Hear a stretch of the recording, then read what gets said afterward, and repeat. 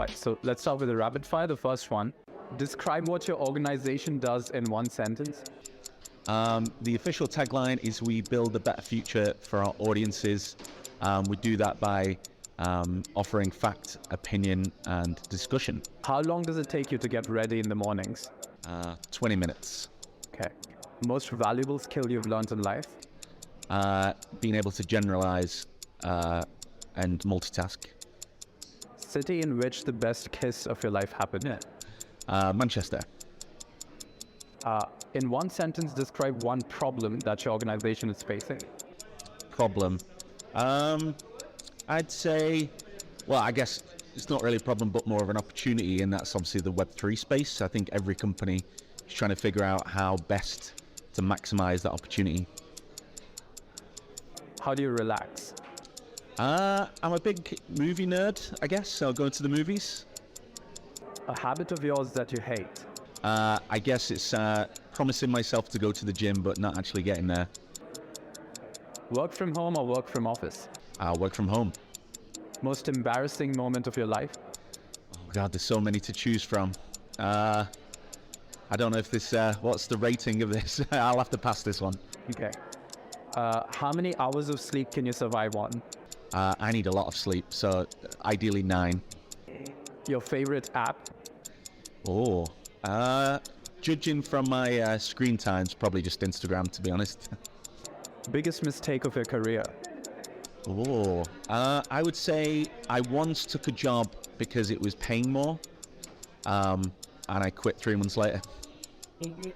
First movie that comes to your mind when I say the word technology?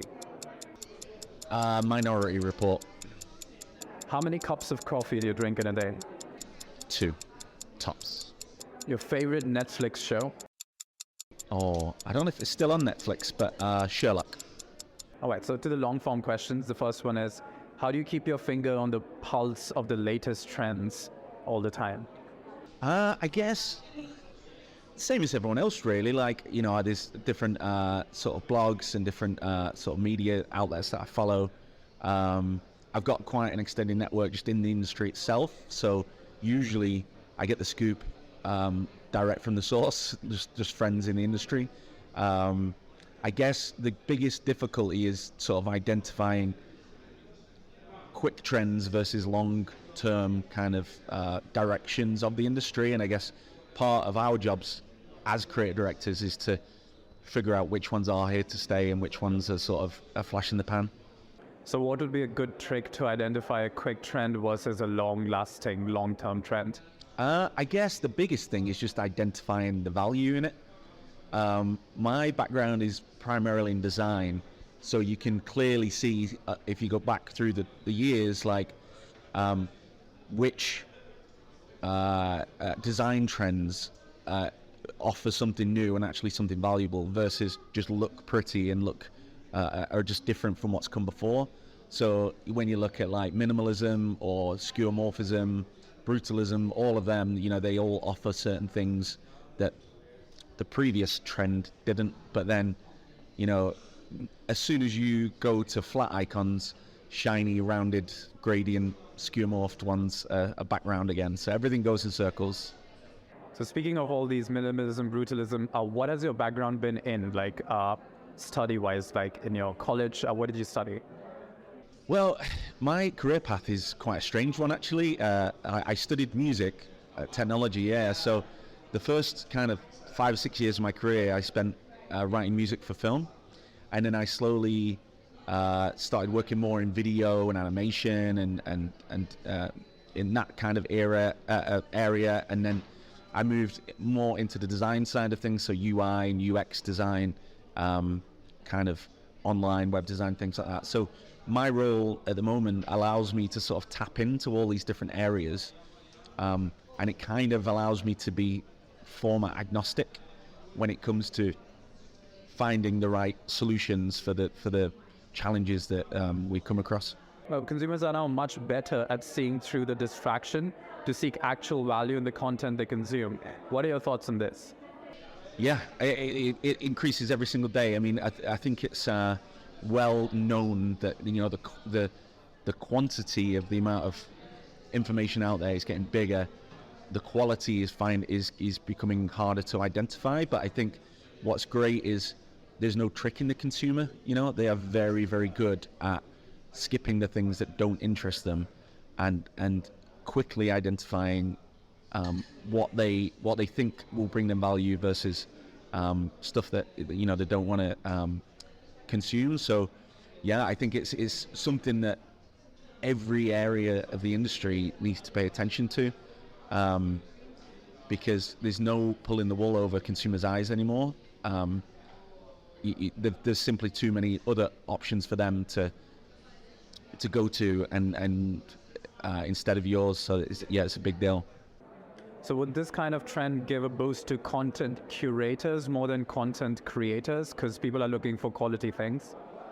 I guess so. I mean, you could say that, curation has always been around and a big part of like aggregators and things like that. I remember there was a big kind of standoff when Spotify relied on the algorithm to sort of generate what they thought would be relevant to the user, and Apple used curation, with like they brought on Zane Lowe, and I'm not sure where it stands now, but I definitely think algorithm versus curation, it isn't just a set divide. I think the best results are always going to be from a combination of those two things.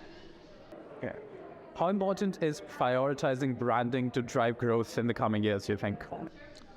Well, I think the one thing that hasn't changed, and one thing that's only going to get more important, is trust, or consumer trust. So I think if your brand has that trust and can generate that trust and gather it, and especially obviously I work in publishing, so that trust is one of the main attributes of any given publisher. But I think it goes deeper than that anyway. Like, if you follow an Instagram account, you trust in the quality of what that account is going to give to you. So even as soon as they start to misplace that trust or no longer deliver on the reason they came there, then like I say, users will just go elsewhere. So I think when it comes to branding, it's incredibly important that trust plays a big part of that. So to what extent has channels like Instagram and TikTok disrupted what it means to be a brand? Well, I guess, it is just another channel at the end of the day. I think, at time, we don't really see ourselves, like, people always ask us who are our main competitors, and it's easy to think of other publishers, but really our main competitors are any other platform that demands attention from consumers, So in that sense, you could say Netflix, Spotify, Instagram are all competitors. We obviously use a lot of these platforms for their strengths, but I think as a brand, it's important to use each channel to the strength of what the audience comes there to consume. And so a lot of tech companies are predicted to become media companies. Did you have anything to say about that soon-to-be trend? Yeah, well, I mean, you've seen in recent news how the lines between tech and media companies have been blurred recently, but I wouldn't want to, speculate on any future there. But I guess, I think they're always going to need each other. That's a given. And it's just, again, finding where the value lies in each different side. So it is said that the vice president of creative role is one of the best but most complex jobs in the world. What are some of the challenges that you face in your job? Well, I guess, the biggest thing, like say, the biggest role I've got to play is just finding the right solutions for the challenges we have. And it's like, I know plenty of like film directors or, video creative directors that are amazing. Like, they make some of the best films in the world, but whenever they see a challenge, and every solution would be a video, and that's not wrong. It's just, I think it's important to think, to look at every tool in your arsenal. As the sort of VP of creative and brand, it's really important to sort of take a step back, keep an eye on like, what is it we're actually trying to achieve with this? What are the goals? And just making sure that you've got one eye on the big picture, but also one eye on the details as well. Like the final sort of 10% of the details sometimes make up a majority of the value. So to what extent do you find yourself sometimes getting lost in micromanagement instead of the overarching view or theme of something? I used to a lot, actually, because like I say, I've kind of come up through the ranks, and I very much still like to stay hands-on where I can, just so I don't get left behind, to be honest. You know, the industry is moving faster than it's ever moved before.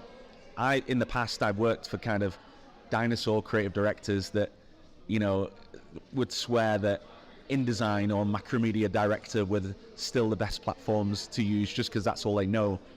My big fear is, you know, some of the new tool comes along that offers something that I have no idea about. So I do try to kind of stay hands-on where I can, but yeah, it's definitely a skill in itself to kind of delegate and make sure creative directors surround themselves with good teams who, I always say, you know, it's a mistake if I'm the best designer on my team, because like I'm hiring people for their specific skill sets. So would you agree that a great challenge and risk are linked to a brand to achieve marketing goals? I would say so, yeah. Yeah, definitely, because I mean, if there's no challenge or risk, then what you're doing is safe, and safe rarely gets attention. So I guess in any marketing campaign, there has to be some element of risk. If there isn't, what are the chances that it's ever going to be retained by the audience you're going after? And I guess one interesting thing that I've seen in the industry sometimes is the bigger the budgets, the more likely it is to stay safe, which is kind of competing directions sometimes. You know, it's like the brand is so worried that the budgets are too high, so they want to play safer and safer and safer. But then again, like say, you're kind of reducing the potential of it by doing that sometimes. So it's never completely black and white, but yeah, I would say sometimes the riskier moves have the biggest payoffs. Okay, so the last question for you is then, what would you be doing in your life if not this? Well, I guess obviously, like I said earlier, my career started in music, so I would probably go back to that in some capacity. The industry's changed way more than I thought it would since I was last in it. And then, I don't know, I guess, yeah, maybe back in music. But again, that's such a hard industry to actually survive in, so who knows? So do you think you're doing what you're doing because you were afraid of the music industry? I was relatively successful there, but I think the majority of it is I've got a really short attention span. So even if I was primarily working in music still, I'd still have one hand in other areas, and, you know, still be experimenting in, you know, things that just interest me, I guess, you know. So I'll forever just be a multitasker in that sense. So what hobbies do you pursue then outside of work? I guess I'm a big football fan, so yeah, try and keep up to date with that. And yeah, like I say, I'm a huge movie nerd, so try to see as many films as I can at the cinema, keep up with all, you know, the threads in the Marvel and DC worlds. I'm useless at that, but luckily I've got plenty of nephews and nieces that keep me up to date. That was amazing. It's great listening to you.